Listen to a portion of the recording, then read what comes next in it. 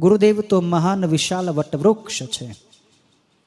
તો ગુરુદેવ જેવું વિશાળ વટવૃક્ષ બની ગયા, એવું જ વિશાળ વટવૃક્ષ આપણે પણ બની શકીએ છીએ. એના માટે નિયમિત આપણે આત્મબીજને પોષણ આપવાનું છે, જળ સિંચવાનું છે. આ જળ કયું?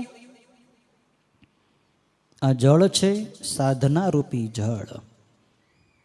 રોજ આ આત્મબીજને પોષણ આપવા માટે તમે રોજ ધ્યાન કરો, રોજ પૂજા કરો, રોજ અંતર્મુખ થાઓ, રોજ નિયમિત પોતાની અંદર જુઓ, સતત તમારી અંદર દ્રષ્ટિ રાખો કે હું ક્યાં છું. આપણા વિચારો કોઈ ગલત જગ્યાએ તો નથી જઈ રહ્યા ને? આપણું ચિત્ત, આપણું મન કોઈ ખોટી જગ્યાએ તો નથી જાતું ને? એ ખાસ જોવાની જરૂર છે.